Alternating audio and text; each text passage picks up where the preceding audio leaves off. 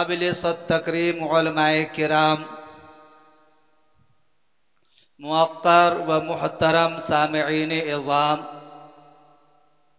ग्रामी मर्तबत हाज़रीन और मुहिब्बान वतन,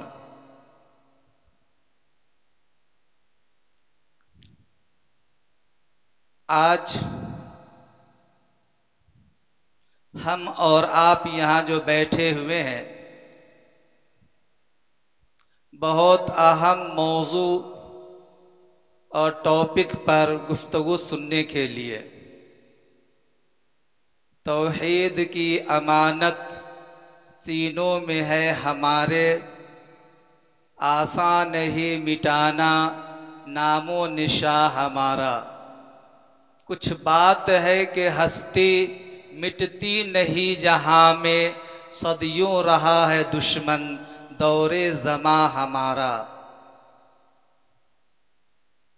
हमें जो उन्वान दिया गया आपने मौलाना की ज़बानी सुना, जंगे आज़ादी में मुस्लिम आवाम और उलमाए किराम का किरदार। मैं बुलबुल हूं इसका ये मेरा चमन है, मैं बुलबुल हूं इसका ये मेरा चमन है, मुझे सबसे प्यारा अपना ये वतन है। बड़ा हसास उन्वान है और उन्वान इंतखाब करने वालों को मैं मुबारकबादी पेश करता हूं, जिन्होंने इस दौर में जिसमें अपने असलाफ की कुर्बानियों को लोगों ने भुला रखा है, फिर से याद दहानी के लिए उन्वान का इंतखाब किया ताकि आपको हमारे असलाफ की कुर्बानियां याद दिलाई जाएं। क्यों? वह लोग जिन्होंने खून देकर, वह लोग जिन्होंने खून देकर इस चमन को जीनत बख्शी है, दो चार से दुनिया वाकिफ है, गुमनाम न जाने कितने हैं।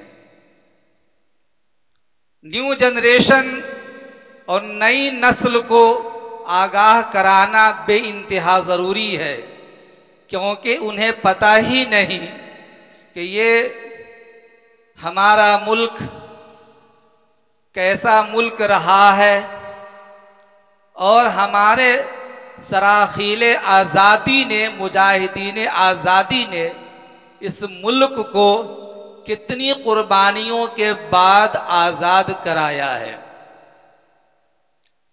संजीदगी से सुनिए मेरी गुफ्तगू को। जिस मुल्क में हम और आप रहते हैं बड़ा अनमोल मुल्क रहा है, बड़ा मुकद्दस पाक पवित्र मुल्क रहा है। इसीलिए अल्लाह रब्बुल इज्जत ने इंसानियत और नबूवत और रिसालत के लिए सबसे पहले जिस सरजमी को चुना वो हमारा मुल्क हिंदुस्तान है। सैयदना आदम अला नबीना अलैहिस्सलातु वस्सलाम इसी मुल्क हिंदुस्तान में तशरीफ लाए और उन्हीं के जरिए इंसानियत और आदमीयत का आगाज और स्टार्ट हुआ है और नबूवत और रिसालत का आगाज भी यहीं से किया। तो गोया कि अल्लाह ताला ने इंसानियत की आगाज के लिए भी हिंदुस्तान को चुना और नबूवत और रिसालत के आगाज के लिए भी हिंदुस्तान को चुना। पता चला हिंदुस्तान बड़ा मुबारक मुल्क था, बड़ा मुबारक मुकद्दस सरजमी है। इसीलिए सरकारे मदीना मोहम्मद अरबी सल्लल्लाहु अलैहि वसल्लम ने मदीना मुनव्वरा की सरजमी पे रहते हुए ये फरमाया था कि मुझे हिंदुस्तान से ईमान की खुशबू आ रही है। कहिए सुभान अल्लाह। हमारे और आपके आका ने क्या फरमाया मदीना की सरजमी पे रहते हुए कि मुझे हिंदुस्तान से बादे बहारी की खुशबू आ रही है। ईमान की खुशबू आ रही है। उसी को अल्लामा इकबाल ने कहा, मीरे अरब को आई ठंडी हवा जहां से, मेरा वतन वही है, मेरा वतन वही है। सारे जहां से अच्छा हिंदुस्तां हमारा, हम बुलबुले हैं इसकी, ये गुलसितां हमारा। और अल्लाह ताला ने इस हिंदुस्तान को मुस्लिहीन के लिए, मुफक्किरीन के लिए, रिफॉर्मरों के लिए और ऋषि मुनियों के लिए चुना है। चिश्ती ने जिस जमीन में पैगाम हक सुनाया, नानक ने जिस चमन में वहदत का गीत गाया, तातारियों ने जिसको अपना वतन बनाया, जिसने हिजाजियों को दश्ते अरब छुड़ाया, मेरा वतन वही है, मेरा वतन वही है। ये है आपका हिंदुस्तान, हमारा हिंदुस्तान। ये था जिसको गंगा जमनी तहजीब का गहवारा कहा गया था, जिसको सोने की चिड़िया कहा गया, जिसको मोहब्बत की आमाजगाह कहा गया, जिसको इंसानियत और हमदर्दी की धरती कहा गया, वो हिंदुस्तान, ये हिंदुस्तान था कह रहा हूं मैं, रहा है ये कह रहा हूं, है नहीं, रहा है, था। इसीलिए अल्लाह ताला ने इस हिंदुस्तान को इस काम के लिए चुना।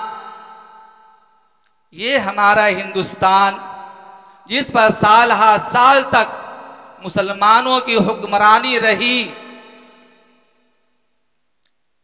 लेकिन एक वक्त आया कि अंग्रेज ने, साम्राज्य और बरतानवी हुकूमत ने इस मुल्क पे कब्जा किया। ईस्ट इंडिया कंपनी कायम करके पूरे मुल्क को अपने कब्जे में लिया। लेकिन याद रखिए, जब तक इस सरजमीन हिंदुस्तान पर मुगल बादशाहों में से एक बादशाह औरंगजेब रहमतुल्लाह अलैह जब तक हुक्मरान थे, सब तक 55 साल तक उन्होंने हिंदुस्तान की सरजमीन पर ईमानदारी के साथ तहज्जुद की नमाज अदा करते हुए, कुरान की तिलावत करते हुए, ईमान और सदाकत के साथ हुक्मरानी की। अंग्रेज की हिम्मत नहीं थी कि हिंदुस्तान की तरफ आंख उठाकर भी देख ले। लेकिन जैसे ही उनका इंतकाल हुआ, मुगल सल्तनत में कमजोरी आती चली गई, हुकूमत कमजोर होने लगी। फिर जाकर अंग्रेजों ने सिक्का जमाया और आहिस्ता आहिस्ता मुल्क पर कब्जा किया। जगह बजगह अंग्रेज आए, कारोबार के इरादे से, बिजनेस के इरादे से, तिजारत के इरादे से, खरीदो फरोख्त के इरादे से, व्यापारी के इरादे से आए, सिक्का जमाते चले गए, कब्जा करते चले गए। याद रखिए, तकरीबन 1754 ईस्वी में जब हम तारीख के औराक पलटते हैं, औराक गर्दानी करते हैं, तो याद कीजिए, हमें यह समझ में आता है, हमारे यह मुल्क हमें कोई दान में नहीं मिला है। अंग्रेजों ने मुल्क पे कब्जा किया तो अंग्रेजों से यह मुल्क हमें दान में नहीं मिला, बलिदान और कुर्बानियों के बाद मिला है, जान का नजराना पेश करने के बाद मिला है। कितनी माओं ने अपनी औलाद को खोया, कितने बच्चे यतीम हो गए, कितनी औरतें बेवा हो गई, तब जाकर ये हिंदुस्तान आजाद हुआ है। सराखील आजादी और मुजाहिदीन आजादी ने अपनी जान को कुर्बान करके इस मुल्क को आजाद कराया है।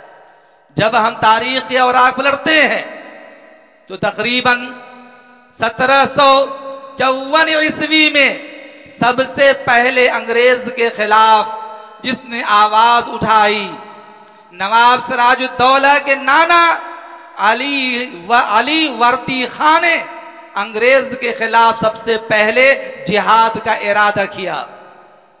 जिहाद का इरादा किया, मुनज़्ज़म अंदाज में उन्होंने अंग्रेज से लड़ाइयां लड़ी और वक्ती तौर पर उनके इलाके में कामयाबी भी मिली।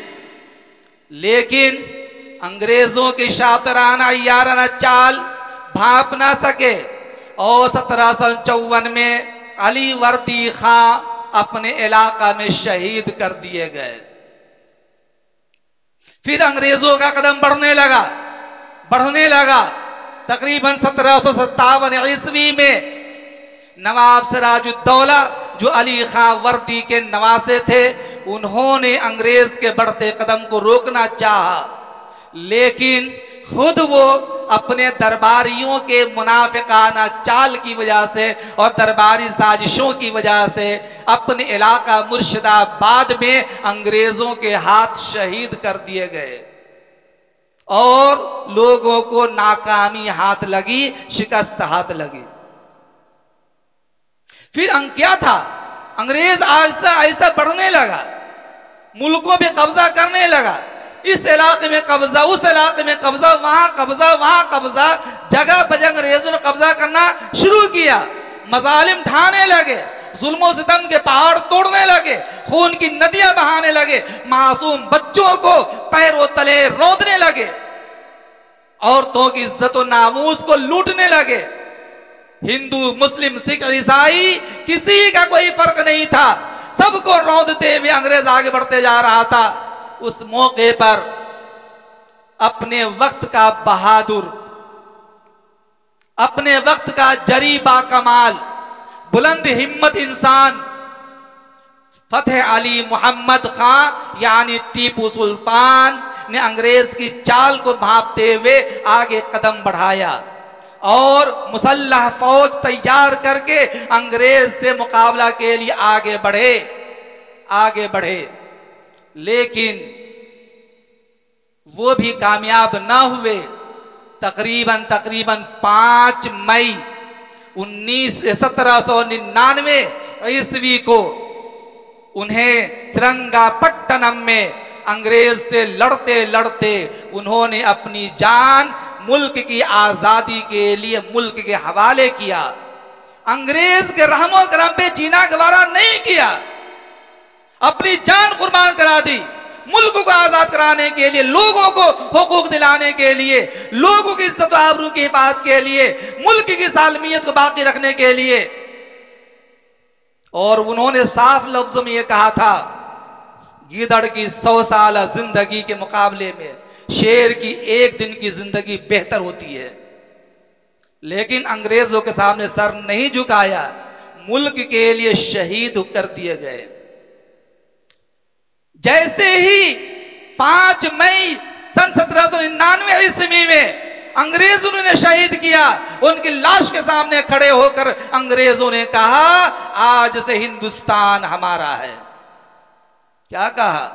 आज से हिंदुस्तान हमारा है। और फिर 1803 ईस्वी में अंग्रेजों ने ईस्ट इंडिया कंपनी कायम करते हुए पूरे मुल्क पे कब्जा करना शुरू कर दिया, अपना परचम लहराना शुरू कर दिया और साफ लफ्जों में यह कहा, खल्क खुदा की हुकूमत बादशाह की और हुक्म ईस्ट इंडिया कंपनी बहादुर कंपनी की। ये ऐलान कर दिया उन्होंने अपने एतबार से और साफ कहा, आज से पूरा मुल्क हमारा है, हमारी हुकूमत है, हमारी बादशाहत है, हमारी हैसियत है। अब हमारा काम चलेगा, हमारा सिक्का चलेगा, हमारा परचम लहराएगा, हमारा हुक्म माना जाएगा, हमारे इशारे पे लोग यहां पर जिएंगे, हमारे रहम और करम पर हिंदू मुस्लिम को यहां जीना पड़ेगा। क्या था? पूरे जैसे ही टीपू सुल्तान शहीद किए गए, पूरे मुल्क में उनकी शहादत की वजह से लोगों के दिलों में जोश पैदा हो गए, जज्बे हुर्रियत पैदा हुआ, शोले भड़कने लगे। हर आम और खास की जबान पर यह आवाज गूंजने लगी कि इस मुल्क को आजाद हमें कराना है। लेकिन जिसने भी आवाज उठाई, उन्हें उनकी आवाज को दबा दिया गया, उन्हें तहतीब कर दिया गया, उन्हें मौत के मुंह में डाल दिया गया, हलाक कर दिया गया, बर्बाद कर दिया गया, नेस्तो नाबूद कर दिया गया। पूरे मुल्क में अफरा तफरी का माहौल बना हुआ था। उस मौके पर सबसे पहले हमारे अकाबरीन में, सराखील आजादी में, मुजाहिदीन आजादी में सबसे पहले जिसने अंग्रेज के खिलाफ फतवा दिया, आलिम नबील, फाजिल जलील, मुहद्दिस कबीर शाह अब्दुल अजीज मुहद्दिस देहलवी रहमतुल्लाह अलैह ने सन 1803 ईस्वी में अंग्रेज के खिलाफ जिहाद का फतवा दे दिया और यह कह दिया कि आज से पूरे मुल्क में मुसलमानों पर बल्कि हिंदुस्तानियों के लिए जिहाद फर्ज कर दिया गया है। हमें अंग्रेज से मुल्क को छीनना है, मुल्क को आजाद कराना है। फिर क्या था? फतवा था या बरक़े बेअमा था? क्या था? इस फतवे की बुनियाद पर पूरे मुल्क में लोग भड़क गए, बरंगेख्ता हो गए, जिहाद के लिए शोले भड़कने लगे। छोटा हो बड़ा हो, हिंदू हो मुसलमान हो, सिख हो या ईसाई हो, अमीर हो या गरीब हो, मर्द हो या औरत हो, शहरी हो या देहाती, सारे के सारे अंग्रेज के खिलाफ लड़ने के लिए, मुल्क को आजाद कराने के लिए आगे बढ़ने लगे। उस मौके पर 2 महाज बनाए गए। याद की 2 महाज बनाए गए। एक महाज अंबाला की सरजमी पर, जिसकी क़यादत मौलाना जाफर थानेसरी रहमतुल्लाह अलैह कर रहे थे, और दूसरा महाज शामली के मैदान में, जिसकी क़यादत हाजी इमदादुल्लाह मुहाजिर मक्की रहमतुल्लाह अलैह के हाथों में सौंपी गई थी, उनके हाथ में सौंपी गई थी। फिर दोनों हजरात अपने अपने इलाके में काम करते रहे, लेकिन दोस्तों वक्त आया सन 1818 ईस्वी का, सैयद अहमद शहीद रहमतुल्लाह अलैह, सैयद इस्माइल शहीद रहमतुल्लाह अलैह, इन दोनों बुजुर्गों ने आगे कदम बढ़ाकर अंग्रेज के बढ़ते कदम को रोकना चाहा और 1818 ईस्वी में सैयद अहमद शहीद रहमतुल्लाह अलैह पूरे मुल्क का दौरा किया और लोगों के दिलों में जज्बे हुर्रियत पैदा किया और आजादी के बिगुल बजा दिया। लेकिन वहां पर भी वही हुआ, अपने ही कि शातराना व अय्याराना चाल की वजह से, मुखालफत की वजह से, मुनाफिकाना रविश की वजह से ये दोनों हजरात सैयद अहमद शहीद रहमतुल्लाह अलैह और शाह इस्माइल शहीद रहमतुल्लाह अलैह दोनों के दोनों अपने बेशुमार रुफ़क़ाए कार के साथ बालाकोट के मैदान में शहीद कर दिए गए और मुसलमानों की हिम्मत पस्त हो गई, बिरादरान वतन की हिम्मत भी पस्त हो गई। लेकिन इन दोनों बुजुर्गों का खून रंग लाया, इनकी शहादत ने अपना रंग दिखाया। अवाम खवास सारे के सारे आगे बढ़ने लगे, 1845 में फिर तो पूरे मुल्क के अंदर जिहाद का जज्बा देखा गया। जिधर देखो हिंदुस्तान आजाद कराना है, अंग्रेजों को भगाना है, मुल्क उनसे छुड़ाना है। हम कब तक आजादी के लिए तरसते रहेंगे? कब तक गुलामी की जंजीर में हम फंसे रहेंगे? हर एक को देखो यही आवाज, हर एक आदमी आजादी का भूखा, अंग्रेजों से छुटकारा पाने को तैयार। वक्त आ गया गदर 1857 का। बड़ा अलमनाक जमाना था, बड़ा खतरनाक जमाना था, बहुत ही पुरसितम जमाना था। कितना खतरनाक जमाना! 1857 का जमाना वो जमाना है जिसमें तकरीबन अंग्रेजों ने 2 लाख मुसलमानों को, सिर्फ मुसलमान कह रहा हूं, 2 लाख मुसलमानों को अंग्रेजों ने शहीद कर दिया। सिर्फ 1857 के गदर में 2 लाख मुसलमानों को अंग्रेजों ने शहीद किया, जिनमें 51,500 उलमाए किराम थे, जिनमें मुहद्दिसीन भी थे, फुक़हा भी थे, अइम्मा भी थे, हुफाज भी थे, हाफिज जामिन शहीद भी उसी में शहीद किए गए।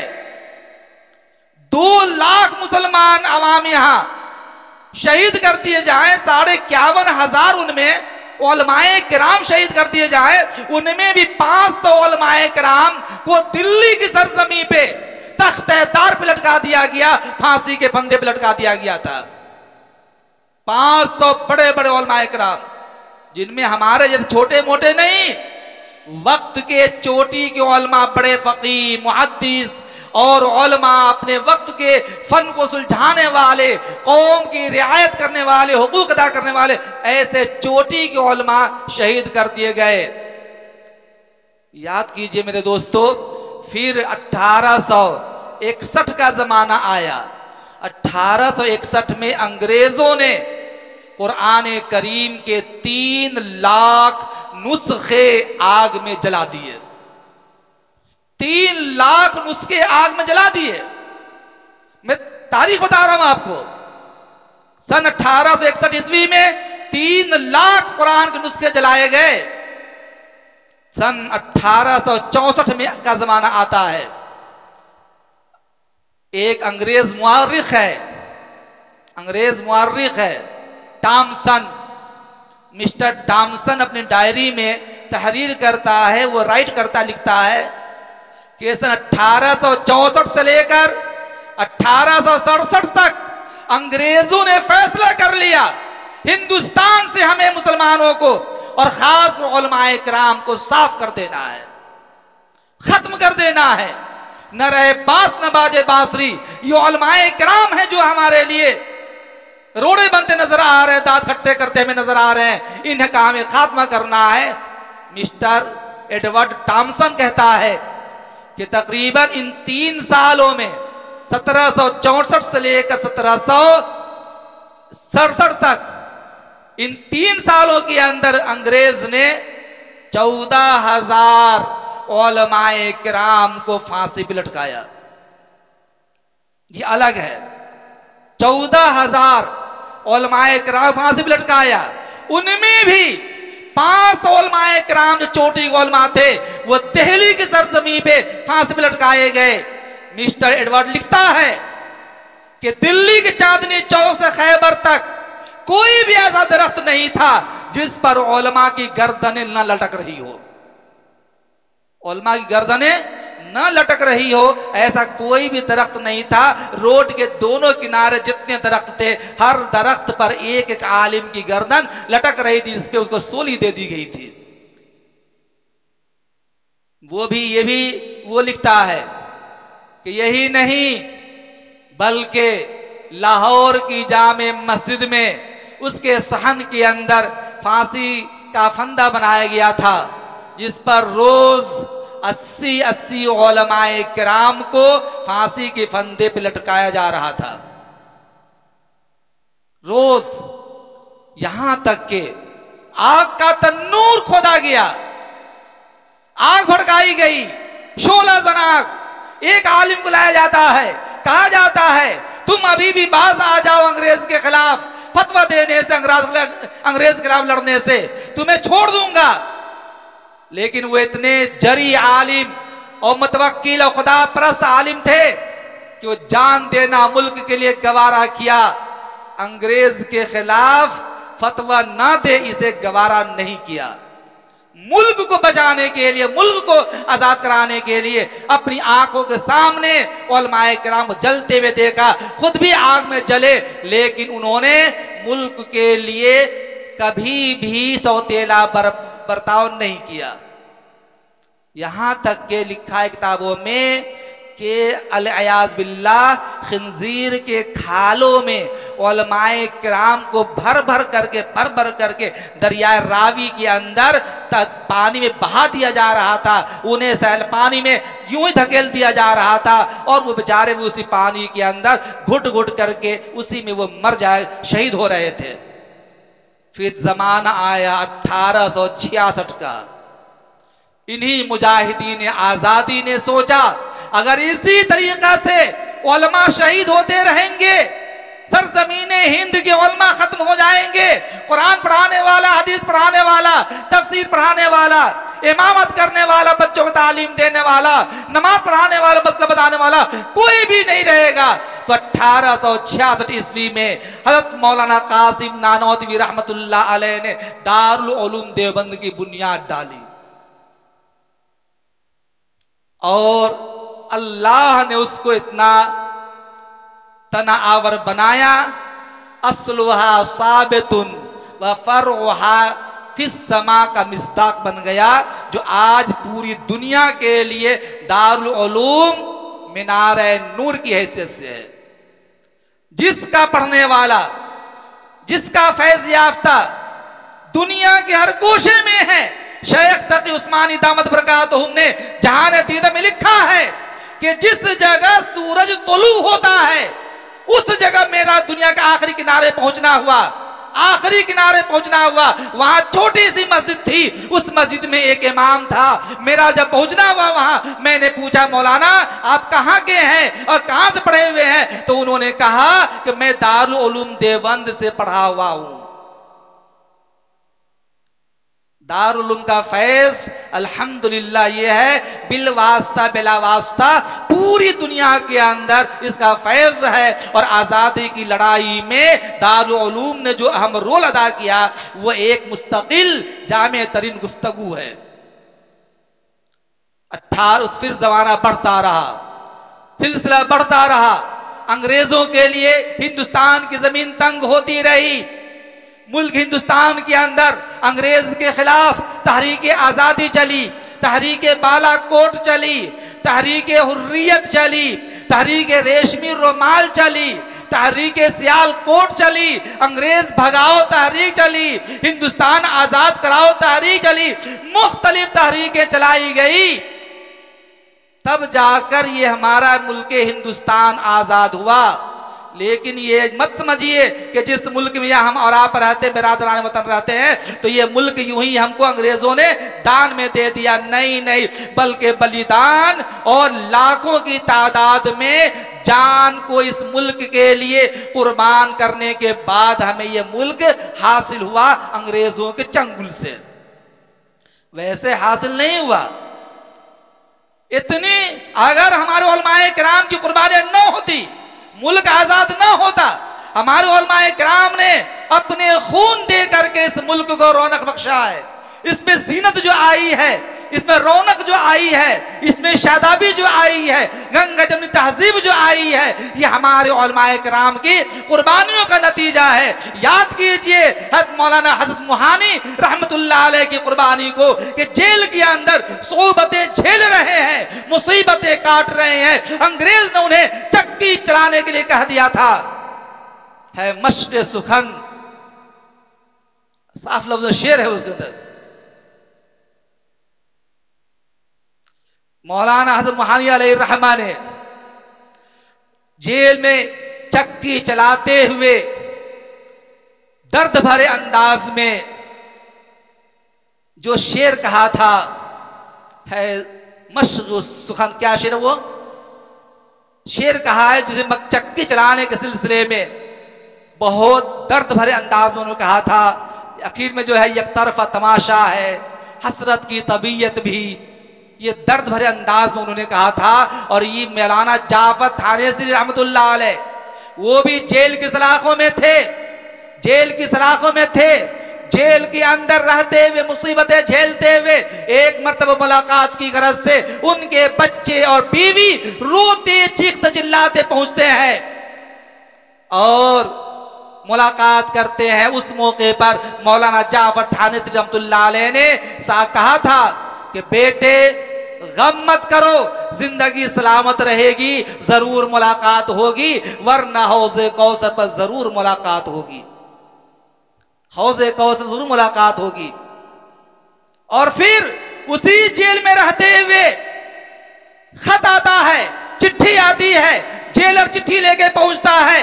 मौलाना खत लेकर खोलकर पढ़ते हैं, लिखा हुआ है मौलाना जाफर थानेसरी की दुख्तरे नेक अख्तर का निकाह होने वाला है। मौलाना ने चिट्ठी खोलकर पढ़ते हुए कहा, ये जिंदा बाप की यतीम बेटी का निकाह होने जा रहा है। जिंदा बाप की यतीम बेटी का निकाह होने जा रहा है। जुमला याद कर लीजिए, यह जुमला कहा था उन्होंने। हजरत मौलाना शेखुल हिंद रहमतुल्लाह अलैह, मुफ्ती महमूद हसन देवबंदी रहमतुल्लाह अलैह, जिन्होंने हिंदुस्तान की आजादी के लिए हर तरह से कुर्बानियां पेश की हैं, काला पानी जेल के अंदर जिंदगी गुजारी, सोबतें झेली, जब उनका इंतकाल होता है और उनको नहलाने के लिए तख्त पर लिटाया जा रहा है, कमर पे गोश्त मौजूद नहीं था। लोगों की निगाह पड़ी, हैरत ज़दा हो गए। लोगों ने शागिर्द अजीज शेखुल इस्लाम हुसैन अहमद मदनी रहमतुल्लाह अलैह से पूछा, तो वो आप दीदा हो गए, सैल अश्क बहाते हुए कहा कि जेल में अंग्रेजों ने मेरे उस्ताद को ऐसी सजा दी कि वो कमर पर गरम लोहे से दागता था, गरम लोहे से दागने की वजह से कमर का पूरा गोश्त गल गया, खत्म हो गया है। तब जाकर ये हिंदुस्तान आजाद हुआ है, वैसे नहीं, कुर्बानियों पर आजाद हुआ। मुगल बादशाह, आखिरी बादशाह बहादुर शाह जफर, उसके चारों बेटे मिर्जा मुगल, खिजर, अब्दुल्ला अकबर, चारों के सर को तन से जुदा करके तश्त में सजा करके बहादुर शाह जफर के सामने पेश किया गया। अपने बेटे के सर को देखकर बहादुर शाह जफर ने मुस्कुराते हुए कहा, तैमूर की औलाद इसी तरह सुरखरू होती है। गम नहीं किया, तैमूर की औलाद इसी तरह सुरखरू होती है। उसके बाद यही बहादुर शाह जफर हैं जिनको हिंदुस्तान में दफन के लिए जमीन ना मिल सकी, तो अफसोस और हसरत का इजहार करते हुए कहा था, कितना है बदनसीब जफर, दफन के लिए 2 गज जमीन भी मिल न सकी कुएं यार में। और यही नहीं, आज और किसी का जिक्र स्कूलों में हो या ना हो, हिंदू स्कूल हो, मुस्लिम स्कूल हो, कोई भी स्कूल हो, अशफाकुल्लाह खां का जिक्र तो जरूर किया जाता है। हर आदमी अशफाकुल्लाह खां का नाम लेता है, जिक्र करता है। अशफाकुल्लाह खां को जब अंग्रेजों ने फंदे पे चढ़ाना चाहा, लटकाना चाहा, तख्ते तार पे लाया, गले में फंदा लगाया जा रहा था, तो उनसे आखिरी ख्वाहिश पूछी, अशफाकुल्लाह जिंदगी का आखिरी मरहला है, बताओ कोई ख्वाहिश है, अगर कोई ख्वाहिश है तो मैं उसको पूरा कर दूं। तो क्या कहा, जवाब दिया उन्हें, कुछ आरजू नहीं है, अगर आरजू है तो ये है, कुछ आरजू नहीं है, अगर आरजू है तो ये है, लाकर जरा से रख दो खाके वतन कफन में, लाकर जरा से रख दो खाके वतन कफन में। उसके बाद तख्ते तार को चूम लिया, फंदे को गले से लगा लिया और मुल्क के लिए आजादी, मुल्क की आजादी के लिए अपनी जान कुर्बान कर दी। तब जाकर ये हमारा मुल्क आजाद हुआ। मेरे दोस्तों, कहना यह है, हासिल कलाम यह निकलता है कि हमारा यह मुल्क हिंदुस्तान यूं ही अंग्रेजों से नहीं मिला। सारी कुर्बानियों के बाद, मेहनतों के बाद, बलिदान के बाद, जान निछावर करने के बाद, खून को पसीने से ज्यादा सस्ता करने के बाद यह मुल्क आजाद हुआ 15 अगस्त 1947 को। इस मुल्क को आजाद सबने कराया, हिंदुओं ने भी, मुसलमानों ने भी, हिंदू मुस्लिम सिख ईसाई सारे मिलकर रहे। लेकिन हमारे अकाबिर ना होते, हमारे उलमा ना होते, मुल्क आजाद ना होता, मुल्क के अंदर आजादी ना मिलती, गोरों को यहां से नहीं भगाया जाता, अंग्रेजों के मजालिम से यहां के लोग छुटकारा नहीं पाते। लेकिन एक दूसरे का साथ देकर, कांधे से कांधे मिलाकर, जिसमें सारे लोग थे, डॉक्टर राजेंद्र प्रसाद भी हैं, इसके महात्मा गांधी भी है, दीगर हजरात भी है, हमारे उलमाए किराम मौलाना हिफ्जुर रहमान सिवहारवी, शेखुल इस्लाम हुसैन अहमद मदनी, शेखुल हिंद मौलाना महमूद हसन देवबंदी, मौलाना अबुल कलाम आजाद, हजरत मोहानी, बड़े बड़े उलमाए किराम ने जान की कुर्बानी दी, तब जाकर हमारा यह मुल्क आजाद हुआ। और फिर इस मुल्क को आजादी मिली 15 अगस्त 1947 को। अब हमारे मुल्क में रहते हुए अल्लाह का फजल कि मुल्क गंगा जमुना तहजीब का गहवारा बना था, सोने की चिड़िया बनाया गया, इसे एक दूसरे से मिलजुल कर रहते थे। हम मुसलमान अपने मुल्क से बहुत ज्यादा मोहब्बत करते हैं। लोग कहते हैं क्या तुम्हें अपने मुल्क से मोहब्बत है? लोग सबूत मांगते हैं। अल्लाह के बंदो, अरे मुल्क से मोहब्बत करना ईमान की अलामत है। हमारे बुजुर्गों ने सिखाया अपने मुल्क से मोहब्बत करो, अपने मुल्क से मोहब्बत करने को हमें सिखाया गया है।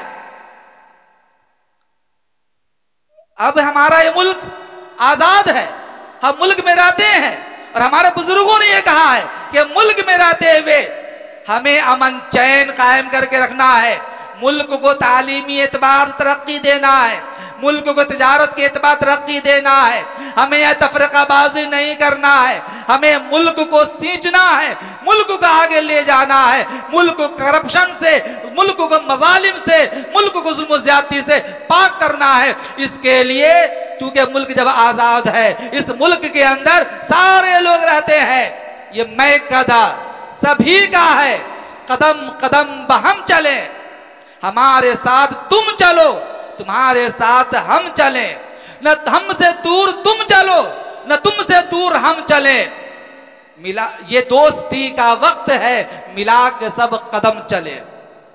ये शेर बता रहा है कि ये मुल्क सभी का है, और जब सभी का मुल्क है तो इस मुल्क में रहते हुए हमें कदम से कदम मिलाकर चलना पड़ेगा। हमें किसी पर जुल्म नहीं करना है, हमें मुल्क में तालीम को उरूज देना है। और दोस्तों, यहां अब अहले ईमान का मजमा है, तो मुल्क में रहते हुए हमें याद रखिए, तालीम को जिस कदर हो सके, दीनी तालीम हो, दुनियावी तालीम हो, हर एक को आप उरूज दीजिए, लेकिन सबसे पहले अपनी औलाद की ईमान और अमल और अकीदे की फिक्र कीजिए।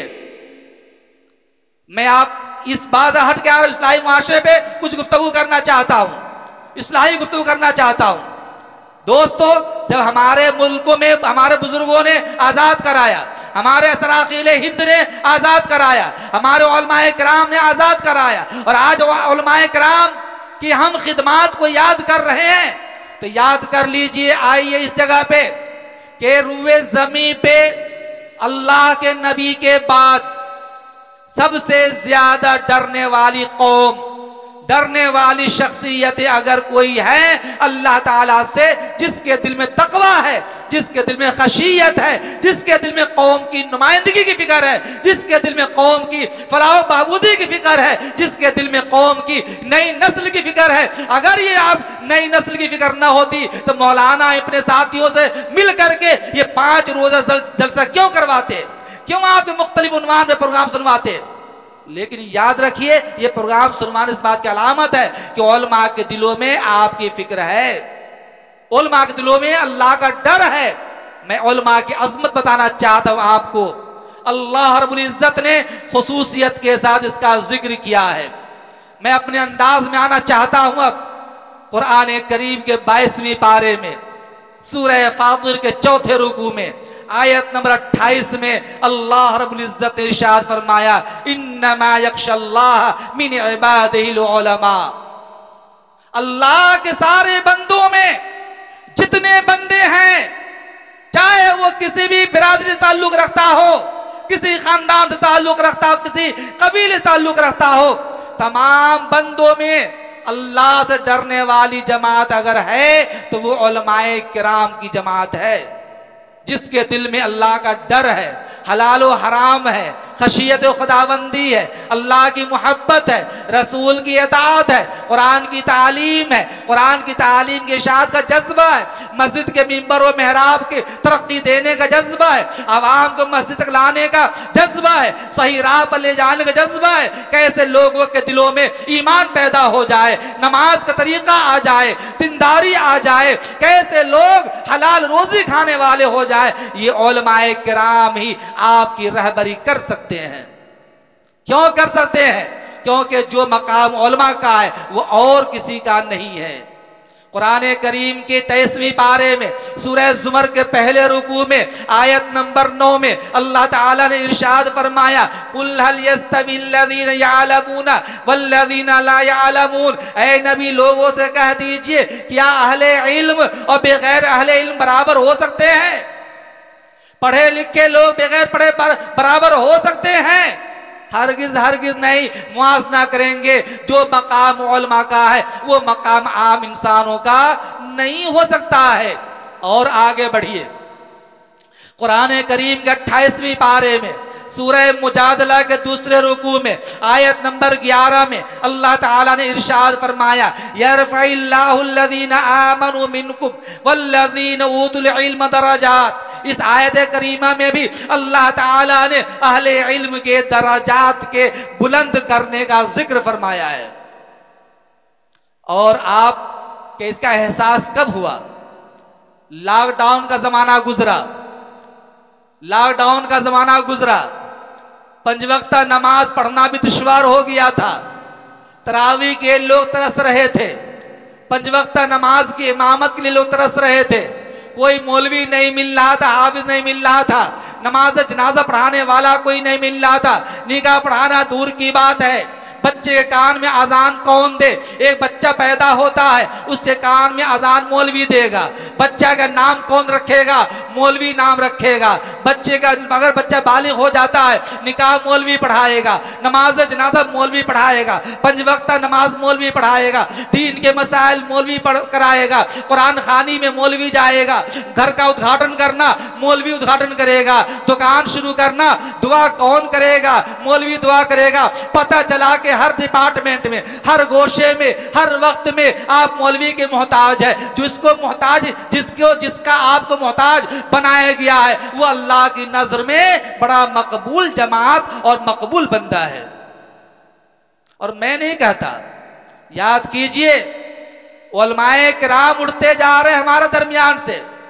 अभी लॉकडाउन के अंदर सैकड़ों की तादाद में बड़े बड़े उलमा खत्म हो गए। लोग, नौजवान तबका फेसबुक को अपना मुफ्ती बना रखा है, ट्विटर को अपना मुफ्ती बना रखा है, इंस्टाग्राम को मौलवी बना रखा है, व्हाट्सएप को मौलवी बना रखा है, यूट्यूब को मौलवी बना रखा है, गूगल को मुफ्ती बना रखा है। उनसे लोग मसला पूछते हैं, उनको यही पता नहीं है कि गूगल मीडिया पर या सोशल मीडिया के ऊपर ये मसला कौन डाल रहा है। कोई यहूदी डाल रहा है, नसरानी डाल रहा है, गैर मुस्लिम डाल रहा है, मुसलमान डाल रहा है, मौलवी डाल रहा है, जाहिल मसला बनाकर डाल रहा है, कौन डाल रहा है उसको पता नहीं है। आपके घर में कुरान मौजूद है, आपके घर में हदीस किताबें मौजूद है, उलमा मौजूद नहीं, बड़े बड़े उलमा चले गए दुनिया से। याद रखिए, किताबें रखी रहेंगी, कुरान पढ़ा रहेगा, लेकिन कुरान पढ़ाने वाला मौजूद नहीं रहेगा, इल्म आपके दरमियान से उठ जाएगा। मैं नहीं कहता, हदीस में मौजूद है। बुखारी शरीफ सुन लीजिए हवाला, बुखारी शरीफ जुज नंबर 1 सफा नंबर 139 बाब नंबर 76 हदीस नंबर 100, रावी हजरत अब्दुल्लाह इब्ने अम्र इब्ने आस रज़ियल्लाहु ताला अन्हु। नबी अकरम सल्लल्लाहु अलैहि वसल्लम ने इरशाद फरमाया, इन्नल्लाह ला यक़बिज़ुल इल्म इंतिज़ाअन यंतज़िउ मिनल इबाद वलाकिन यक़बिज़ुल इल्म बिक़ब्ज़िल उलमा हत्ता इज़ा लम यबक़ा आलिमुन फत्तख़ज़न नासु रुऊसन जुहाला फफ्तौ बिग़ैरि इल्म फसुइलु फफ्तौ बिग़ैरि इल्मिन फज़ल्लु व अज़ल्लु। रवाहुल बुखारी। हमारे और आपके आका मोहम्मद अरबी सल्लल्लाहु अलैहि वसल्लम ने इरशाद फरमाया, आपके दरमियान से इन्नल्लाह ला यक़बिज़ुल इल्म, अल्लाह ताला इल्म को यूं ही नहीं उठा लेगा कि किताब जमीन से खत्म हो जाए, यूं ही इल्म नहीं उठेगा, बल्कि आपके दरमियान से बड़े बड़े उलमा को अल्लाह उठा लेगा, उलमा को उठा लेगा, उसकी वफात हो जाएगी। यहां तक के रुए जमीन पर कोई भी आलिम नहीं रहेगा, मसला बतलाने वाला, मसला सुलझाने वाला। फिर क्या होगा? लोग जाहिलों को अपना मुक्तदा बना लेंगे, मुफ्ती बना लेंगे, आलिम बना लेंगे, उनसे मसला पूछा जाएगा, बगैर इल्म के वो फतवा देंगे, जिसकी वजह से खुद भी गुमराह होंगे और हजारों को गुमराह कर डालेंगे। आज यही हो रहा है। उम्मत की सही रहनुमाई करने वाला कोई मौजूद नहीं है। अल्लाह का फजल है, यहां बहुत सारे हमारे हमसे पढ़े हुए उलमा मौजूद है। उनकी मौजूदगी में मैं फख्र से कहता हूं, बहुत से वो उलमा हैं जो मकातिब चला रहे हैं, बहुत से वो उलमा हैं जो मसाजिद में अइम्मा बने हुए हैं, खिताबत के फराइज अंजाम दे रहे हैं। अल्लाह का फजल है कि वो दीन के मसीहा है, आपके रहबर हैं, आपके रहनुमा है, आपकी औलाद के मोहसिन है, जो आपकी औलाद की जिंदगी को सींचने में लगे हुए, संवारने में लगे हुए। अभी मैं गली से गुजर रहा था, मैं देखता हूं स्कूल से बच्चा आता है, बुरा मत मानिएगा इस बात को, मैं फर्क बताना चाहता हूं। स्कूल से बच्चा आता है, घर में दाखिल होता है, बच्चा जोर जोर से चिल्लाता हुआ जाता तो है, बच्चा माँ बाप को सलाम नहीं करता। लेकिन अभी अभी ऐशा से पहले मैं खाना खा के आ रहा था तो मैंने देखा इसी मकतब के पढ़ने वाली चंद बच्चियां जा रही थी, अपने घर में घुसते ही जोर से कहा, अम्मी अस्सलामु अलैकुम व रहमतुल्लाह। मैंने सुना, मेरा दिल बाग बाग हो गया। यह है आलिम की मेहनत की बरकत, आपकी। और क्यों ये बरकत जनाब मुहम्मदुर रसूलुल्लाह सल्लल्लाहु अलैहि वसल्लम की तरफ से बरकत आई है। अबू दाऊद का नाम मैं खुद पढ़ाता हूं, अबू दाऊद, बहुत से बच्चों ने यहां से अबू दाऊद पढ़ी है।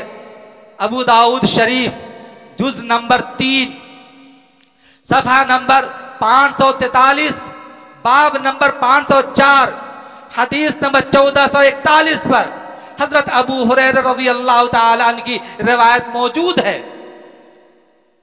नबी अकरम सल्लल्लाहु अलैहि वसल्लम ने फरमाया, मजतमा कौमुन फी बैतिन मिन बुयूतिल्लाह व यतलूना किताबल्लाहि व तदारसूनहु फीमा बैनहुम इल्ला नज़रत अलैहिमुस सकीना व गशियतहुमुर रहमा व हफ़्फ़तहुमुल मलाइका व ज़करल्लाहु फी मन इंदहु।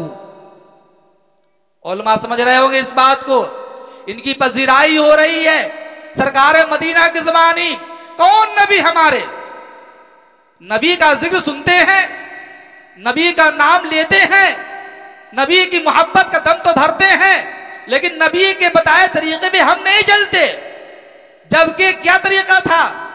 तरीका यह है कि अल्लाह की इताअत करने वाले और नबी की इताअत करने वाले तो वो लोग हैं जिन पर अल्लाह ताला इनामात की बारिश बरसाता है।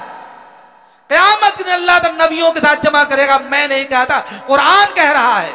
कुरान करीम के 5वीं पारे में सूरह निसा के 9वीं रुकू में आयत नंबर 69 में अल्लाह ताला ने इरशाद फरमाया, मैं युतिइल्लाह वर रसूल फउलाइका मअल्लज़ीना अनअमल्लाहु अलैहिम मिनन नबिय्यीन व सिद्दीक़ीन व शुहदाई व सालिहीन व हसुन उलाइका रफ़ीक़ा। जो अल्लाह की इताअत करे, रसूल की इताअत करे, ऐसे लोगों को अल्लाह ताला, ऐसे लोग कल क़यामत के दिन उन लोगों के साथ जमा किए जाएंगे, इकट्ठे किए जाएंगे जिन पर अल्लाह ताला ने इनाम फरमाया, यानी नबियों के साथ, सिद्दीकीन के साथ, शुहदा के साथ, सालिहीन के साथ, और ये बेहतरीन साथी हैं। ऐसे लोगों के साथ जमा किया जाएगा। ये नबी की इताअत करने वाले लोग हैं, उनका ये मकाम है। और कौन नबी?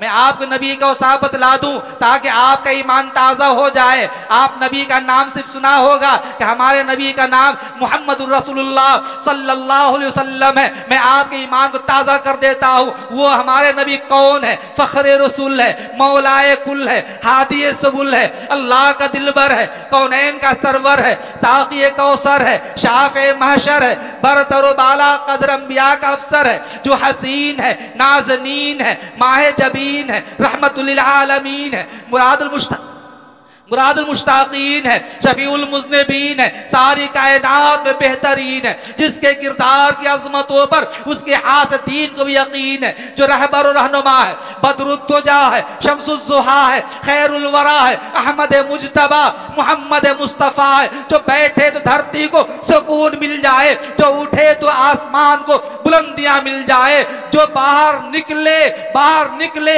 दिन को उजाला मिल जाए, जो घर में आ जाए रात को तारीकी मिल जाए, जिसकी पेशानी की चमक से सुबह सवेरा हासिल करे, जिसके जुल्फों की मस्ती से रात तारीकियों की भीख मांगे, जिसकी खुशी से जन्नत में चलने लगे, जिसके गुस्से से जहन्नम उबलने लगे, वो है हमारे और आपके आका मोहम्मद अरबी सल्लल्लाहु अलैहि वसल्लम।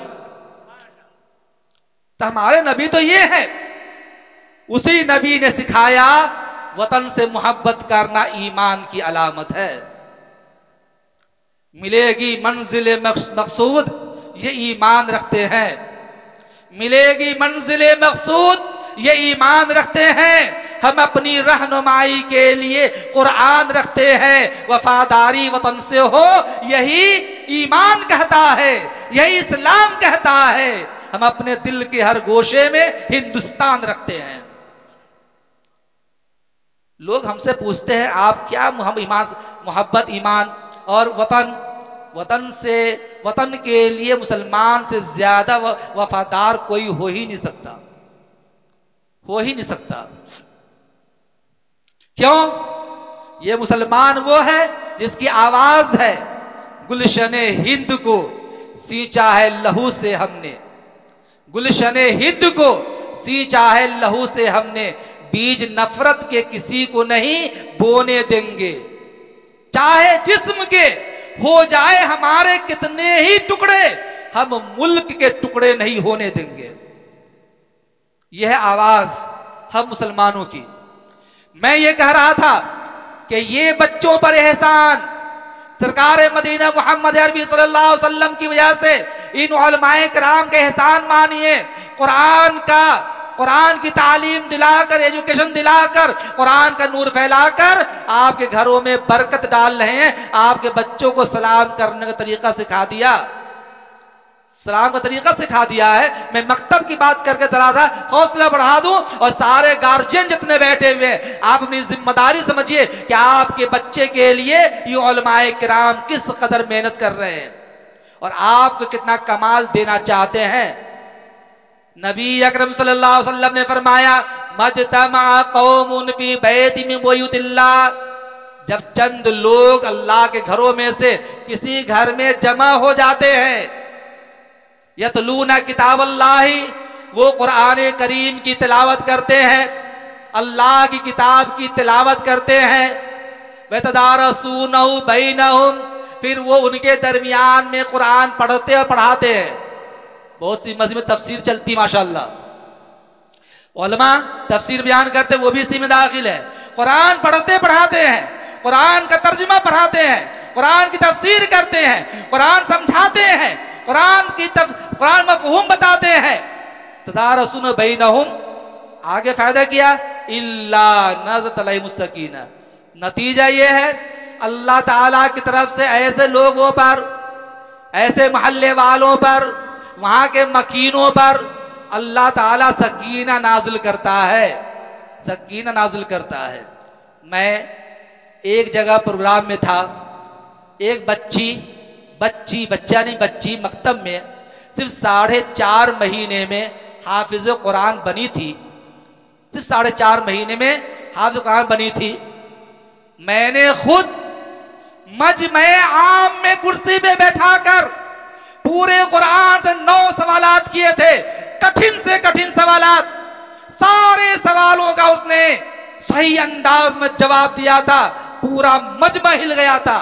उसके बाद जब बच्ची कुरान मुकम्मल करने के लिए बैठी, मैंने अपनी आंखों से देखा सकीना उतरते हुए, अब्र रहमत को उतरते हुए धुएं की शक्ल में, पूरा सुकून का माहौल था, लोगों की आंखों से आंसू जारी थे, बच्ची की आंख से भी आंसू जारी, बच्ची पढ़े जा रही कुरान करीम, सारा मजमा रो रहा है, ऊपर से धुएं की सूरत में, बादल की सूरत में ऊपर से ये रहमत उतर रही है, सकीना उतर रहा है। मैं अपनी आंखों से देख रहा था और जैसे बच्ची पढ़ करके कुर्सी से नीचे उतरी वैसे ही सारा बाद ऑटोमेटिक ऊपर चढ़ता चला गया। बुखारी शरीफ में रवायत है, वो सैयद इब्ने हुज़ैर रज़ी अल्लाह तआला अन्हु फरमाते हैं, याद कीजिए बुखारी शरीफ में रवायत है, वो सैयद इब्ने हुज़ैर रज़ी अल्लाह तआला फरमाते हैं, मैं ऐशा की नमाज के बाद अपने छोटे से कमरे में जहां पर मेरा घोड़ा बंधा हुआ था, चारपाई पे मेरा बच्चा लेटा हुआ था, मैं कुरान करीम पढ़ रहा था नमाज में। मुझे ख्याल बार बार आ रहा था, ऐसा ना हो कहीं मेरे बच्चे को घोड़ा लात मार दे, बच्चे को नुकसान पहुंचा दे। मैं बार बार नमाज पढ़ करके बच्चे के पास जाता, फिर यहाँ पे लौट कर आता, फिर लौट कर आता, यहां तक कि फजर की अजान होने लगी। मैंने देखा कि मेरे सर के ऊपर से धुएं की सूरत में, बादल की सूरत में कुछ नूर है, वो नूर ऊपर को जा रहा है। मैं फजर के बाद सरकार मदीना मोहम्मद अरबी सल्लल्लाहु अलैहि वसल्लम को बयान किया, या रसूलल्लाह रात मेरे साथ में ऐसा ऐसा हुआ है। तो आपने फरमाया, ऐ वो सैयद इब्ने हुज़ैर, अगर तुम फजर तक उसी तरह पढ़ते रहते तो फजर के लिए आने वाले लोग अपनी आंखों से आज फरिश्तों का दीदार कर लेते।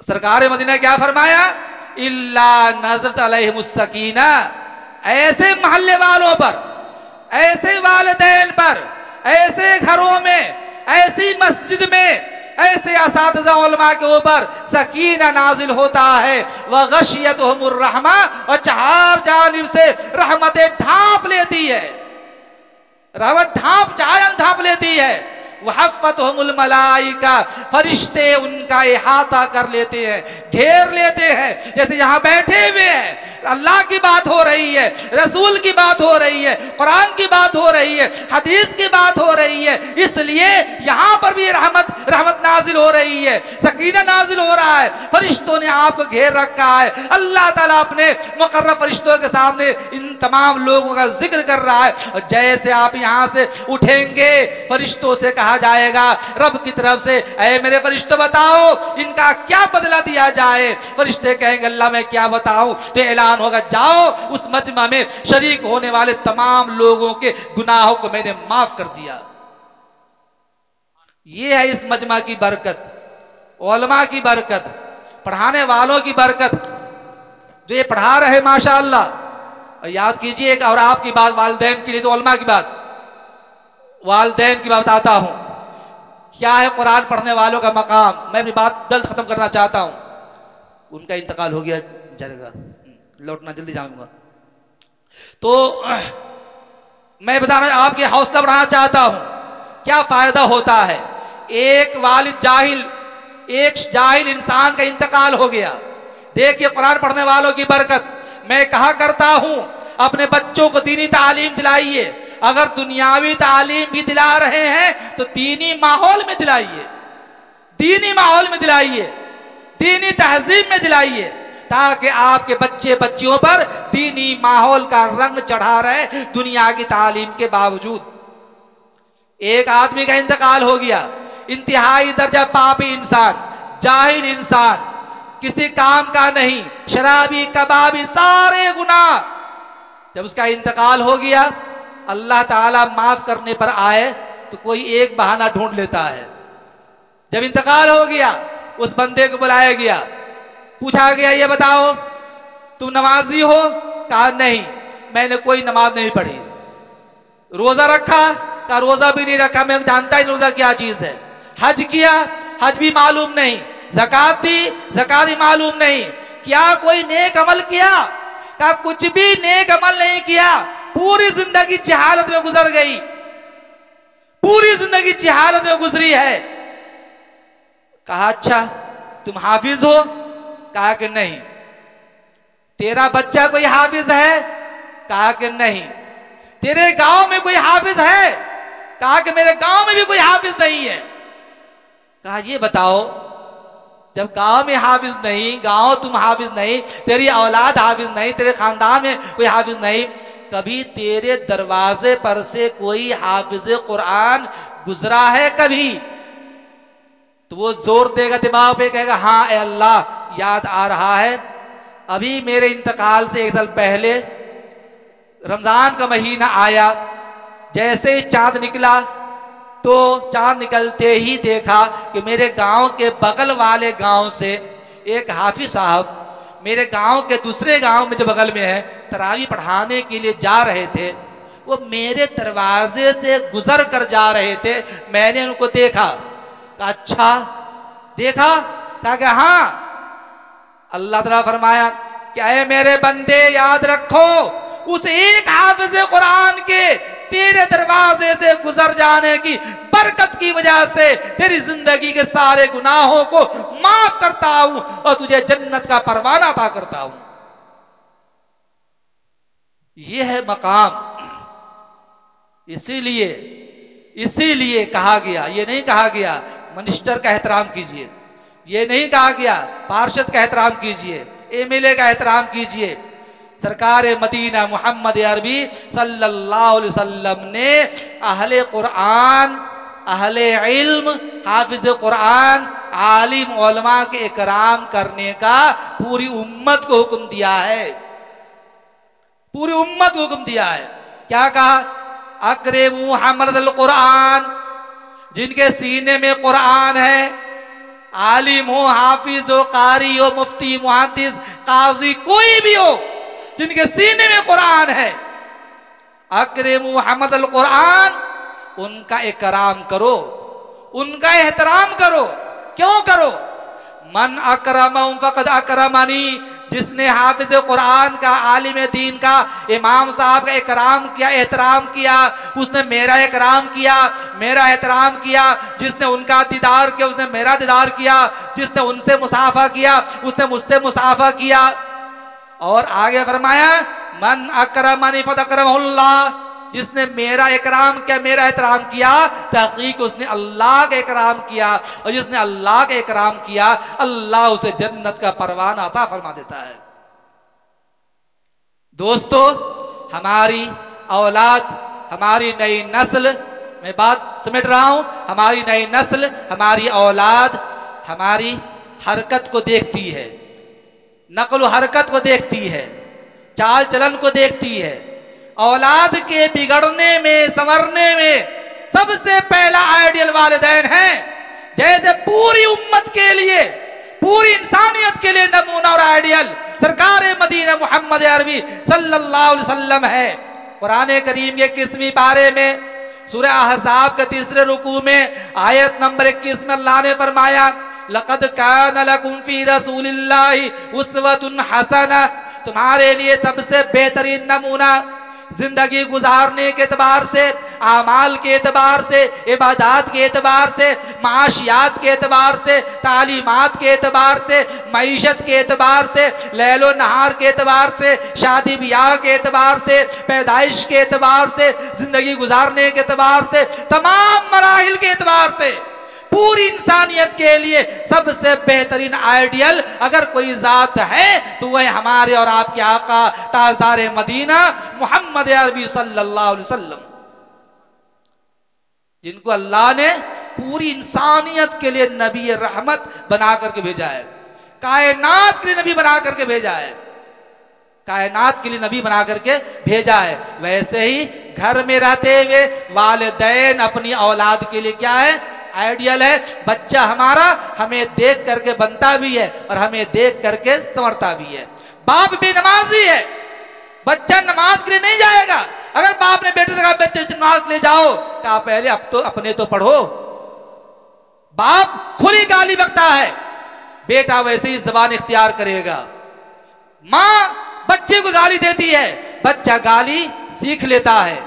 घर से बच्चा बनता है, संवरता है। बच्चों के बनने में और बिगड़ने में सबसे बड़ा कसूर जो है वालिदैन का है। अब मैं मिसाल देता हूं, एक मर्तबा का वाकया है, मैं बात खत्म कर रहा हूं। एक मर्तबा का वाकया है, एक मर्तबा घर में एक बच्चा अपनी मां के साथ बैठा हुआ है। मां सोफे बैठी हुई है, बच्चा किनारे में बैठा हुआ है। घर में नुकरानी काम करने के लिए आती है, काम करने नुकरानी आ रही है, नुकरानी घर में झाड़ू दे दिया, सफाई सुथराई करने के बाद किचन में जाकर वो बर्तन को ठीक कर रही है, अचानक उसके हाथ से गिलास गिरा, शीशे का टूट गया, चकनाचूर हो गया। मां ने क्या कहा? फौरन मां ने, अरे हरामजादी, तेरे हाथ से गिलास गिरा, टूट गया, तुमसे एक गिलास नहीं संवरता है, तूने कीमती गिलास तोड़ दिया, कितनी हरामजादी हो। बच्चा सुन रहा था। जैसे वो नुकरानी गई, बच्चे ने मां से पूछा कि मम्मी मम्मी, तूने उसको कहा हरामजादी, ये हरामजादी क्या मतलब होता है? मां समझ गई कि लगता है बच्चे ने इस बात को समझ लिया है, इसलिए हमसे पूछ रहा है। फौरन दाव पेच बदलते हुए, पैंतरा बदलते हुए, अंदाज बदलते हुए उसने क्या कहा कि अरे बेटे, हरामजादी का मतलब होता है बहुत मोटी ताजी। मोटी ताजी ये मतलब होता है कि इतनी मोटी ताजी हो, तुमसे एक गिलास भी सुधरता नहीं है। कहा अच्छा ये मतलब होता है? कहा ठीक। अगले दिन फिर वो नुकरानी आई, घर में झाड़ू देने के बाद, मटका भरने के बाद किचन में गई और वो अलमारी बर्तन सजा रही थी, संवार रही थी। सुए इत्तेफाक बदकिस्मती से 2 गिलास गिर गए और दोनों चूर चूर हो गए। औरत का पारा चढ़ा 7वें आसमान पे। उसने क्या कहा? अरे कमीनी, देख क्या कमीनी, कल तूने गिलास तोड़ दिया और आज तूने 2 गिलास तोड़ दिए, इतनी कमीनी बन गई। कहा, गुस्सा झाड़ दिया। नुकरानी गई, बच्चे ने कहा मम्मी, अरे तूने इसको कहा कमीनी, ये कमीनी का मतलब क्या होता है? क्या मतलब होता है कमीनी का? तो मां ने अंदाज बदलते हुए कहा, अरे बेटे, इसका मतलब दुबली पतली कमजोर, ये होता है इसका मतलब। कहा अच्छा ये मतलब होता है? कहा ठीक। 2-4 दिन जैसे ही गुजरा, इत्तेफाक से बच्चे की नानी बीमार पड़ गई। बच्चे की नानी बीमार पड़ गई। मां अपने बेटे को लेकर मैके जाती है। बच्चा 2-4 दिन पहले नानी को देख चुका है, कैसी हालत थी और अब कैसी हालत है। देखा आंगन में चारपाई पे नानी लेटी हुई है, कमजोर बनकर लेटी हुई है। वहां पर बच्चे की खाला भी है, बच्चे की ममानी भी है, बच्चे के और रिश्तेदार भी है, दीगर नानी दीगर दाद सभी लोग मौजूद वहां पर है। बच्चा जैसे आंगन में पहुंचा, निगाह पड़ते ही सबके सामने करे, मम्मी मम्मी देखो, नानी पहले कितनी हरामजादी थी, अब देखो कितनी कमीनी हो गई है। आजकल अल्लाह जज़ायर खैर दे हमारे उन स्कूल वाले भाइयों को जो दीनी मिजाज रखते हैं और दीनी मिजाज की रोशनी में दुनिया की तालीम दिलाते हैं और वो बराबर मोटिवेशनल प्रोग्राम करवाते हैं। और हम भी जाते हैं प्रोग्राम के अंदर, मोटिवेशन प्रोग्राम करते कराते। अल्लाह हमारे पीतमपुर मदरसे के अंदर भी अल्हम्दुलिल्लाह प्रोग्राम होता है। मोटिवेशन इसलिए प्रोग्राम कराया जाता है कि बच्चा जितना आपकी और हमारी नकलो हरकत को देख कर समझता है, वो हमारी बात से नहीं समझेगा। इसीलिए वहां अमली तौर पर मोटिवेशन प्रोग्राम कराया जाता है बच्चों को सुधारने के लिए। और आज रोजमर्रा हमसे गलतियां होती रहती हैं, बच्चों की तरबियत नहीं करते। बच्चा रात भर, अफसोस तो यह है, रात के 2 बजे रात तक बच्चा सड़कों पे गलियों में नुक्कड़ों में घूमता नजर आता है। रात के 2 बजे घर में गया, जबरदस्त दरवाजा खुलवाता, घर में सो गया। सुबह जब अजान होती है तो बाप कहता है कि बच्चे को उठाओ, नमाज पढ़ने के लिए चलो। तो मां कहती है छोड़ दो, रात में 2 बजे घूम करके आया, नींद पूरी नहीं होगी, सर में दर्द होने लगेगा, सोने दो। ये मां नहीं, जालिम है, गलती कर रही है, बच्चों पर जुल्म कर रही है। ये जुल्म बच्चों के हक में है। ऐसे मौके पर गलतियां सरदर्द होती रहती है, हमें एहसास नहीं होता है। कैसे? एक वाक्य सुना के बात खत्म कर दूं। 4 औरतें घर में नमाज पढ़ रही थी। कैसे गलती पे गलती होती है, एहसास नहीं होता। 4 औरतें घर में नमाज पढ़ रही हैं। इत्तेफाक से काजी साहब घर, क्योंकि दोस्ताना ताल्लुक इनसे ही है, तो काजी साहब घर पे 4 औरतें नमाज पढ़ रही है। कोई बाहर से आदमी आया, कहा काजी साहब घर पर हैं, दरवाजा बंद, कुंडी खटखटाई, कोई है? काजी साहब घर पे हैं, मुफ्ती साहब घर पे हैं, मौलाना घर पे हैं। 4 औरतें नमाज पढ़ रही है। घर से एक औरत ने कहा नमाज पढ़ते हुए, अरे काजी साहब घर में नहीं है। कह दिया उसने, नमाज पढ़ रही है, कह दिया। बगल में एक औरत है, उसने कहा अरे नमाज में बोल रही है, तेरी नमाज टूट गई। नमाज में बोल रही है, नमाज में बोलना मना, नमाज पढ़ रही है, नमाज में क्या कर रही है, नमाज में बोलना मना है। तीसरी औरत बगल में है, वो भी नमाज पढ़ रही है, नमाज में कहती है अरे तू भी तो नमाज में बोल रही है, तू भी तो नमाज में बोल रही है। तो चौथी औरत ने झट से कहा अल्लाह का शुक्र है मैंने तो कुछ भी नहीं बोला। बताइए, गलती ऐसे होती है। चारों की नमाज बर्खास्त हो गई, खत्म। मेरे दोस्तों भाइयों, अल्लाह ताला ने हमारे लिए दस्तूर नाजिल किया, कुरान को नाजिल किया। इन्ना हादल कुरान यहदी लिल्लती हिय अक़वम व युबश्शिरुल मुमिनीन अल्लज़ीना यअमलून सालिहात अन्ना लहुम अजरन कबीरा।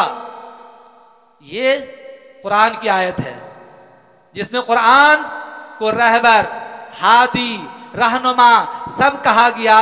बिलाशुबह कुरान सबसे सीधी राह की तरफ रहनुमाई करता है और अहले ईमान को उनके अमल की खुशखबरी सुनाता है। लिहाजा जिस घर में कुरान होगा उस घर में बेबरकती नहीं आएगी। सुबह उठिए, सूरह यासीन की तिलावत कीजिए, नमाज के बाद खुद भी पढ़िए, घर की ख्वातीन को भी कहिए पढ़ने के लिए, बेटियों को कहिए, बहू को कहिए, बच्चों को कहिए। रात को घर में सूरह वाक़िया पढ़ने की तलकीन कीजिए। अब्दुल्ला इब्न मसूद रज़ी अल्लाह ताला अन्हु फरमाते हैं कि हमारे आका ने फरमाया जिस घर में रात को सूरह वाक़िया की तिलावत की जाती है उस घर में कभी फाका नहीं होता है। अब्दुल्ला इब्न मसूद रज़ी अल्लाह ताला अन्हु बीमार पड़ गए, आखिरी वक्त है। उस्मान गनी रज़ी अल्लाह ताला अन्हु गए तीमारदारी के लिए और क्या कहा, अब्दुल्ला इब्न मसूद मैं चाहता हूं कि कुछ माल दौलत तुझे दे दूं ताकि तुझे काम आ जाए। कहा कि मुझे माल की जरूरत नहीं है, दौलत की जरूरत नहीं, कुछ भी जरूरत नहीं है। तो कहा तुम्हें जरूरत नहीं होगी, तेरी औलाद को जरूरत तो होगी, तेरी बेटी है। तो कहा कि मैंने अपनी बेटी को सरकारे मदीना मोहम्मद अरबी सल्लल्लाहु अलैहि वसल्लम का वजीफा बता दिया है। और क्या वजीफा? हमारे आका ने फरमाया कि जो भी रात में अपने बिस्तर पे बैठकर सूरह वाक़िया की तिलावत करे अल्लाह ताला कभी भी उसके घर में तंगी पैदा नहीं करेगा और उसके घर में फाका पैदा नहीं होगा, बेबरकती का घर शिकार नहीं होगा। हमें आका ने यह समझाया है, इसलिए तेरे पैसे की जरूरत हमें नहीं है। और घर की खवातीन के लिए तोहफा लेके जाइए। आखिरी रिवायत कहकर के चूंकि जब घर में ये नहीं कि औरतें सिर्फ 5 वक्त नमाज के अलावा तहज्जुद ये वो कुछ भी नहीं, इस दौर में सबसे बड़ा वली और सबसे बड़ी वलिया वही है जो 5 वक्त नमाज को मर्द जमात के साथ पढ़े और औरत घर में रहते हुए 5 नमाजों को वक्त में पढ़े। आका सल्लल्लाहु अलैहि वसल्लम की रिवायत है, बुखारी की रिवायत, मुस्लिम के अंदर भी रिवायत मौजूद है, इन्नल मरअता इज़ा सल्लत खम्सहा, के बिलाशुबह वो औरत जो 5 वक्त की नमाज पढ़े, तहज्जुद का जिक्र नहीं, अवाबीन नहीं, इशराक नहीं और कोई नहीं, 5 वक्त की नमाज पढ़े, सिर्फ 5 वक्त की नमाज। और वसाम शहराहा, रमजान का महीना आ जाए तो क्या करे, वो रोजा रख ले, वो रोजा रख ले। और शव्वाल का रोजा, शाबान का रोजा, मुहर्रम का रोजा रखे ना रखे कुछ भी नहीं, सिर्फ रमजान महीना रोजा रख ले। वह अहसनत फरजाहा, अपनी इज्जत और आबरू की हिफाजत कर ले, शर्म व हया इख्तियार कर ले, पाकीज़गी इख्तियार कर ले। वह अताअत बालहा, और अपने शौहर की इताअत व फरमा बरदारी करे।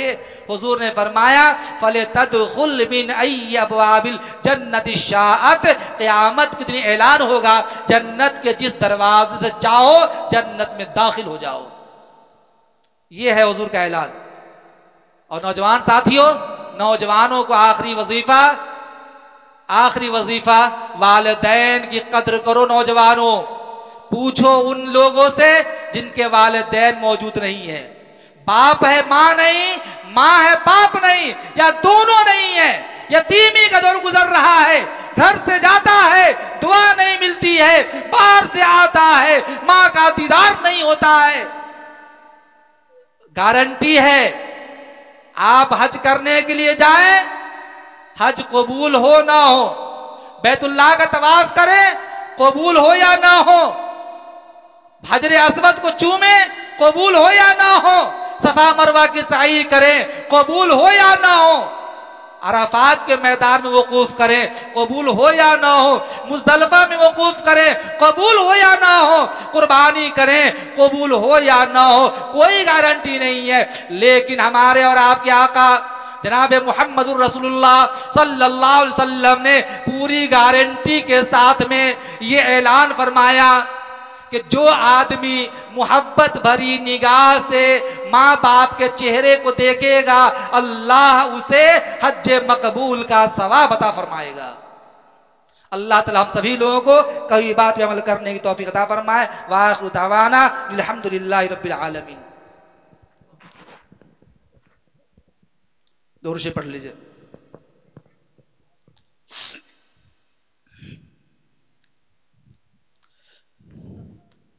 अल्लाहु सल्ली अला सय्यिदिना मुहम्मद व अला आलि सय्यिदिना मुहम्मद बारिक वसल्लिम। ला इलाहा इल्ला अंत सुब्हानक इन्नी कुन्तु मिनज़ ज़ालिमीन। अलिफ लाम मीम अल्लाहु ला इलाहा इल्ला हुवल हय्युल क़य्यूम। रब्बना आतिना फिद दुनिया हसना व फिल आखिरति हसना व क़िना अज़ाबन्नार वअदखिलनल जन्नत मअल अबरार या अज़ीज़ या गफ़्फ़ार। रब्बना ज़लमना अनफुसना व इल्लम तग़फिर लना व तरहमना लनकूनन्ना मिनल ख़ासिरीन। रब्बना ला तुज़िग़ क़ुलूबना बअद इज़ हदैतना व हब लना मिन लदुनका रहमा इन्नका अंतल वहाब। ऐ परवरदिगार आलम, हम सब तेरे गुनहगार खतावार सियाकार बंदे हैं। ये अल्लाह हम सबके गुनाहों को माफ फरमा, सबके खताओं को माफ फरमा, सबके लग़ज़िशों को माफ फरमा। ये अल्लाह जिस उम्मीद से यहाँ बैठे हैं उम्मीद में कामयाबी अता फरमा। ये अल्लाह तू अपनी सच्ची पक्की मोहब्बत अता फरमा, नबी की इताअत अता फरमा, कुरान पढ़ने पढ़ाने की तौफीक अता फरमा, नमाज की अदायगी की तौफीक इनायत फरमा, अपने बड़ों का एहतराम करने वाला बना, अपने मुल्क से सच्ची पक्की मोहब्बत की हम सबको तौफीक इनायत फरमा।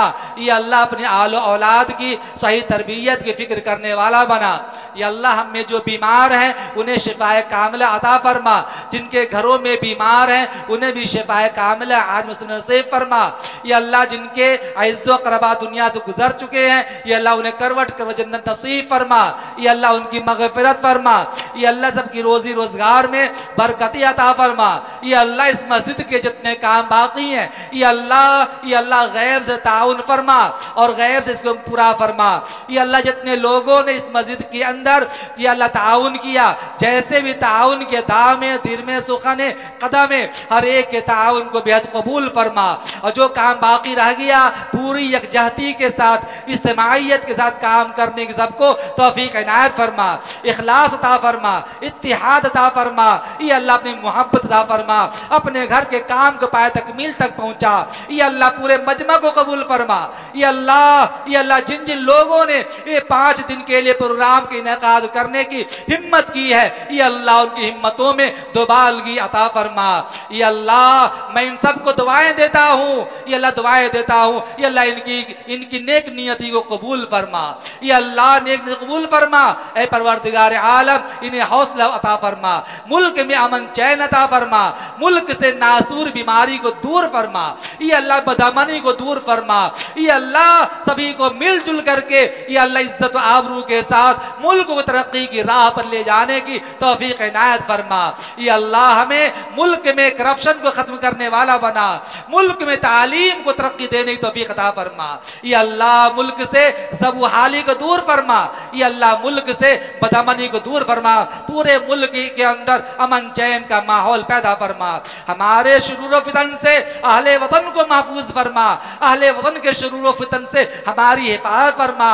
माँ बहनों की इज्जत आबरू की हिफाजत फरमा। या अल्लाह, या अल्लाह, या अल्लाह, अल्लाह तेरे रास्ते में बहुत से लोग दावत के काम में निकले हुए हैं। या अल्लाह तेरी मोहब्बत में उम्मत की फिक्र के लिए निकले हुए हैं। या अल्लाह उन्हें कामयाबी अता फरमा और हर किस्म के फितनों से बात फरमा। यहाँ के जिम्मेदारों को कबूल फरमा, आवाम को साथ देने की तौफीक इनायत फरमा, सबकी नमाजों को कबूल फरमा, रिज़्क़ के हलाल अता फरमा, रिज़्क़ के हराम से हिफाजत फरमा, रिज़्क़ में बढ़ोतरी अता फरमा, बरकत अता फरमा, कुरानी अहकाम पर अमल करने वाला बना, अपने उलमाए किराम की ताज़ीम व तौक़ीर करने की, एहतराम करने की सबको तौफीक इनायत फरमा। उलमाए किराम को भी आवाम से मिलकर उनकी रहबरी और रहनुमाई की करने की तौफीक इनायत फरमा। राह रास्त पर लाने के लिए हम सब तक वो दो करें। ये अल्लाह सबको हम सबको तौफीक इनायत फरमा। ऐ मेरे मौलाए करीम, पूरे मजमा यहाँ तुझसे लौ लगाए बैठा है। ये अल्लाह हर एक के दिल के राज नियाज को तू जानता है। पता नहीं कौन किस इरादे से बैठा है, सबके जायज इरादे कबूल फरमा, सबकी परेशानी कबूल फरमा। ये अल्लाह हमारे नौजवान जो जेल की सलाखों में पड़े हुए नाजायज तरीके में लोगों ने डाल दिया, ये अल्लाह जहां जहां भी नौजवानों को डाला गया उन्हें जेल की सलाखों से रिहाई अता फरमा। हमारे अकाबिरीन उलमा को जेल की सलाखों में डाला गया है, ये अल्लाह उन्हें भी जेल से रिहाई अता फरमा। ये अल्लाह तमाम मसाजिद की हिफाजत फरमा, ये हरमैन की हिफाजत फरमा, दिल्ली मरकज की हिफाजत फरमा, तमाम मराकिज़ दीनिया की हिफाजत फरमा, मदारिस इस्लामिया की हिफाजत फरमा, कुरान पढ़ने पढ़ाने वाले और उनसे मोहब्बत करने वाले की हिफाजत फरमा। ये अल्लाह जिन तमाम लोग यहाँ बैठकर तुझसे मांग रहे हैं, ये अल्लाह हर एक की मांग जायज तरीके पर है। ये अल्लाह इनकी मांग कबूल फरमा, हर एक की अल्लाह आरज़ुएं कबूल फरमा, तमन्नाएं कबूल फरमा। जो बे औलाद हैं उन्हें औलाद अता फरमा। ये अल्लाह जिनके घर में लड़कियां हैं, लड़के नहीं हैं, वो भी तुझसे दुआ मांगते होंगे लड़के के लिए, उनकी झोली में भी ये अल्लाह लड़का अता फरमा। ये अल्लाह हर एक को दीनदारी अता फरमा, दीनदार बना, रिज़्क़ हलाल कमाने वाला बना। ये अल्लाह अपने नबी मोहम्मद अरबी सल्लल्लाहु अलैहि वसल्लम की सुन्नतों पे अमल करके हमें जिंदगी कामयाब बनाने की तौफीक इनायत फरमा। हुजूर अकरम सल्लल्लाहु अलैहि वसल्लम ने खैर की लाइन से जितनी दुआएं मांगी हैं, ये अल्लाह हम भी दुआएं मांगते हैं, हमें भी उनमें हिस्सा अता फरमा। आप सल्लल्लाहु अलैहि वसल्लम ने शुरू फितन की लाइन से जितनी चीजों से पनाह चाहिए है, हम भी पनाह चाहते हैं, हम सब की हिफाजत फरमा। रब्बना तक़ब्बल मिन्ना इन्नका अंतस समीउल अलीम व तुब अलैना इन्नका अंतत तव्वाबुर रहीम। सल्लल्लाहु तआला अला खैरि खल्क़िही मुहम्मद व अला आलिहि व सहबिहि अजमईन बिरहमतिका या अरहमर राहिमीन।